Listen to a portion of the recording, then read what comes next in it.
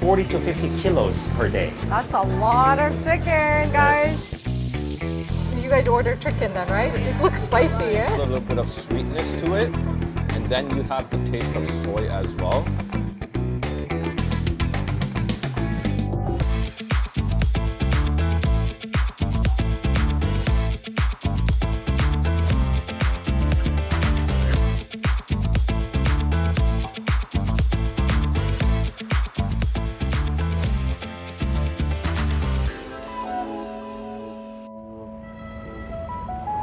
Hello explorers! Welcome to Danforth. We are in a very beautiful Greek town in Toronto, and I have a very cute little restaurant here. The cuisine I have never tried, halal version one of it, of course. So look at this restaurant, barbecue chicken and pub. We're gonna be trying Korean style halal restaurant. Wow, this is gonna be so much fun. Let's go with me. Explorers, to know the history and everything associated with this restaurant, we have to ask the owner of this restaurant, right? He's gonna tell us everything about this restaurant, all the interesting facts, and I would really want to know how Korean men started operating a halal restaurant, right? So let's get to it. First of all, thank you so much for inviting us to your my restaurant. pleasure. It's a very cozy, cute restaurant. So you have two locations, right? I do. Yes, one in Ajax and one in Danforth. Wonderful. Before we get to your restaurant, I really want people to know about Peter. When I first got here, it was in Montreal. I was 5. Oh, you're 5. Yes, I was very little. I grew up here, went to school. I went to York, and then I traveled to France to do my master's. France. In Okay, France, you went yes, to, okay. near Paris. Oh, wow. And then I ended up working in Singapore. Okay. And from there, I traveled to a lot of Southeast Asian countries, like for example, Malaysia, Indonesia. And I got to know more about the Muslim cultures because in here, a lot of, I'll say, Canadians are Canadians. Like we don't really show your background cultures too much. I see some Muslim customers here. I mean, actually, there are a lot of Muslim customers. And I wanted to ask them questions. Let's come up to them and ask them. Is this your first time coming to this restaurant? Yes, it is. It is your first time. And how do you like it so far? It's good so far. It's good. And where'd you guys hear about this restaurant? I heard it on Munch Halal. Munch Halal. Okay, everybody watches Munch Halal. Have you guys tried Korean halal food before? I had like the hot buns stuff, but not really like the fried chicken. Oh yeah? Do you like it? Even I haven't tried, honestly. Even I haven't tried Korean halal food because, you know, they serve alcohol in other places. That's why I was like a little worried about that. So you guys ordered chicken then, right? It looks spicy, yeah? It's pretty good. Is it spicy? Not really, no. Yeah, I'm on the spicy, but this one's not. That's the only one we've tried so far. Okay. You guys live here or you guys came all the way from somewhere? We came from Scarborough. From Scarborough, all the way. Inshallah. Thank you so much. So you guys like the food then? When you don't know too much about certain culture, you tend to kind of avoid it. Right. When I had friends that were Muslims, I was like, okay, well, like, let's try new things. It got a little more deeper when I went to Singapore because in Singapore? In Singapore, yeah. Because they have 3 different cultures kind of mixed together. Yeah. They have Malaysian, like Malay, and they have like Chinese, like Right. people from a Chinese background, and Indians. And those 3 cultures, they actually built Singapore together. So in there, they have 3 official languages. Okay, 3 official. There are Yes, 3. they have English, Malay, and Chinese? no, the Indian language, but I forgot how they call it. Oh, that's But I okay. totally forgot. That's all right. Yes, that's so they fine. have 3 different. Guys, look it up. Okay. Yes, so 3 different languages, but from there I was like, how can a country have 3 official languages with totally different backgrounds, especially Different religions, different backgrounds, right? Different fusion of people. Exactly. That's amazing, right? Like if you look at Indians and if Yeah. you look at, let's say Chinese, Yeah. Chinese people eat pork, beef, whatever they can eat. Right. Wherever they What? Bro, what are you talking about, man? Yeah, my wife is Chinese, so like we you know, eat everything. they eat everything. Yes, so we eat everything. We're gonna ask some customers questions. Do you know in which surah there was Ramadan ayah revealed? Surah Baqarah. Very good. So she got it. You got your chocolate. Here you go. Yeah, you can grab some. Oh God, thank you. Thank you for your time. Jazakallah. You can take it too. Indians, they don't Oh yeah. for many different reasons. Right. Some people don't eat beef because of religious reasons. Some people just don't eat beef because their family has never tried beef before. They also don't eat. And Malay, Yeah. a lot of them are Muslim. Because Malaysia is a Muslim Malaysia is country. a Muslim country, yes. Yes. So Singapore has a lot of Muslims there. They do. They do. Actually, You've seen a lot of these kind of girls everywhere. It's very normal, They accepted don't, there yeah. too. Like I didn't find it any Different. weird or different because it's more multicultural than when I was in Canada, when I grew up in Canada. Okay. Like in Canada, Yes, makes sense. I know the laws and rules are there changing consistently Right. to cater to different cultures. We need to form a full assault! When I see people like us dressed normally without, a traditional clothes, Yeah. kind of like, okay, he's a Canadian, like he grew up here. But when you see people wearing hijab and people wearing turbans, like if you go to Brampton, people are kind of like, oh, they're immigrants. But then, what if they're not immigrants? Yes. What if they were born here Yes. and very they still choose to interesting. go with the culture or their background? Or the religion, their religion. parents. Yeah. You're the franchisee, right? I'm the franchisee, yes. So with the franchise, you had a lot of issues because they serve in other places. Just tell us about it. So this place is called BBQ Chicken and Pub, and that is their brand. It's BBQ Chicken and Pub. Typically in Korean culture, we always eat fried chicken with beer. They're kind of paired together. That's why we call chimek. So it's kind of compared together. Now, if we take out beer, now it's only chicken. And for a lot of Koreans, we're like, what's the point of eating chicken without beer? Oh, that's the culture then, right? It's kind of a cultural thing. Oh, really? So if you go to Korea and say, okay, you want fried chicken, then naturally everybody's like, okay, I don't want beer. I want beer, I don't want beer. Oh, this is a Korean then. This is Korean brand, right? Yes, it is a Korean It is brand. in Korea then. Yes, this is the biggest franchise in Korea. I didn't know that. Look at me. मस्त joke मारा रे ये हंस रे हलकट हंस BBQ actually has a lot of locations in Malaysia. 100% 100% halal. That's amazing. Yes. That's pretty awesome. So viewers, something very interesting. When we Googled up the most asked question about halal restaurants, guess which question came up? Okay, Peter, now show us your kitchen. Okay, well. Let's see.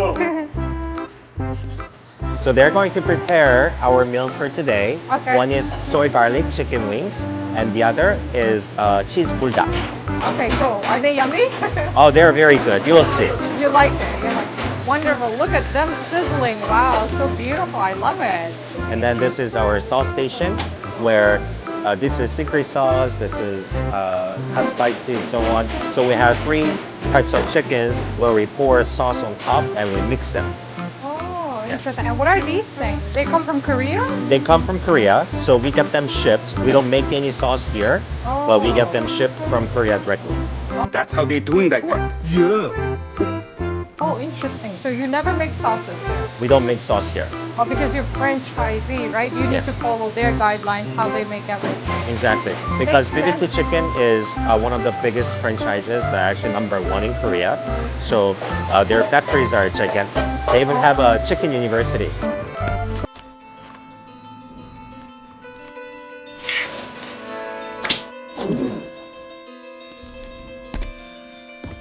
Serious? Yes, Oh people my learn God. how to cook chicken. Wow, this is mind-blowing.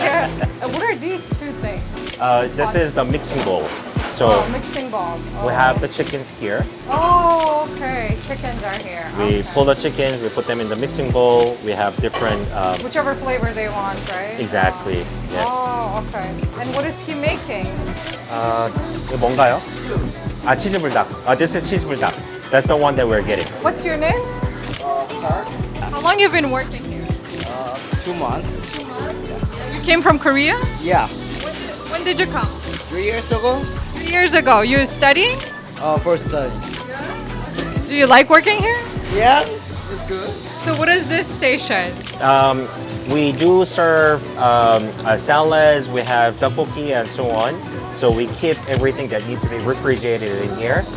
Cool, I love it. So when our dish is gonna be ready, how are they making it? I want to see the whole process. So this is cheese bulldog. Oh, this is for us? Yes, he just needs to put it in the oven. Oh, is So, it cheese on top? Yes, cheese on Okay. top. So for you, soy garlic, and that's for us. Oh, okay, that's for you guys. Oh, okay.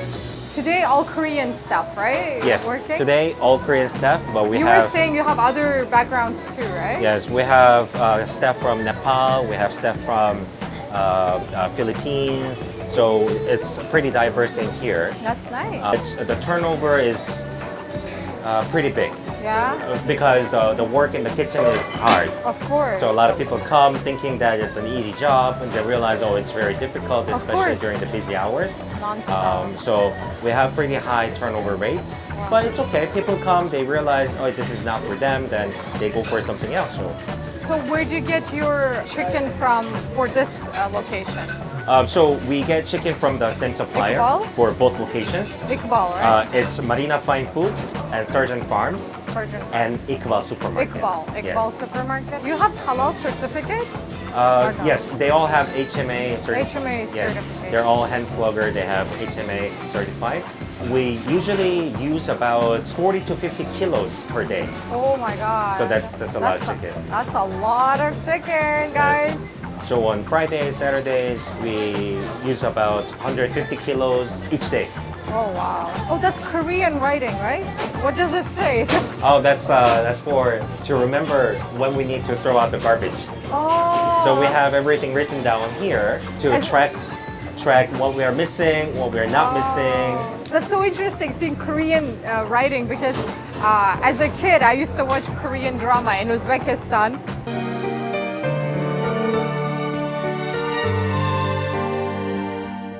And on their things, you know, like when they have the cast members, they will write the exact same writing. Yeah. I'm like, oh, flashing back the memories of Korea.